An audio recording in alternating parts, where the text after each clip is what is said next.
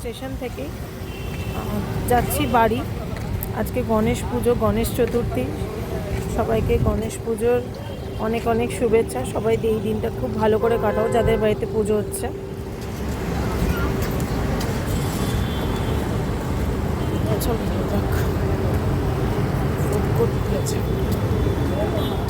তো আমি একটু খেতে চলে এসেছিলাম এই দিকটাতে, আর সিলিংয়ের দিকে তাকিয়ে দেখছি এত সুন্দর ঝাড়বাতি, তাই তোমাদের সাথে শেয়ার না করে পারলাম না।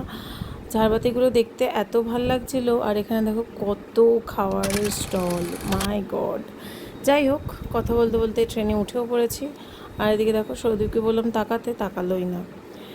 ছাড়ো, ট্রেন চলতে শুরু করে দিয়েছে, বাড়ির পথে রওনাও দিয়ে দিলাম।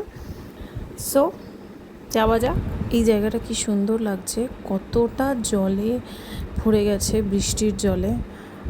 বেশ ভাল লাগছিল দেখে, কিন্তু একটা দেখলাম বাড়ি ডুবে আছে, সেটা দেখেও খুব খারাপ লাগলো।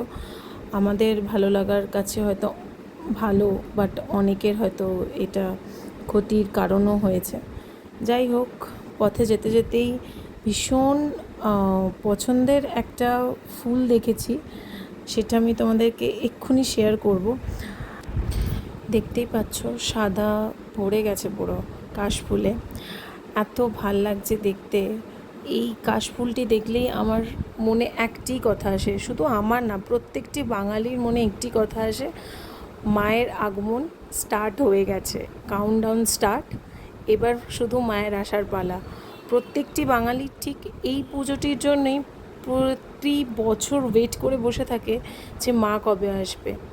বিজয়ার পরের দিন থেকেই মায়ের আসার দিন গোনা কিন্তু শুরু করে দিই আমরা, ঠিক তো? যাই হোক, সবাই অনেক শপিং করো, অনেক মজা করবে এবার পুজোতে। তাহলে আজকের মতো ব্লগটাকে এখানেই রাখছি। যদি আমার ব্লগগুলো ভালো লাগে তাহলে লাইক, শেয়ার অ্যান্ড সাবস্ক্রাইব করে দেবে, এবং বন্ধুদের সাথে শেয়ার একটু করে দিও। চেষ্টা করছি তোমাদের সাথে ছোট ছোট ব্লগের মাধ্যমে মানে কানেক্ট থাকার। তো আজকে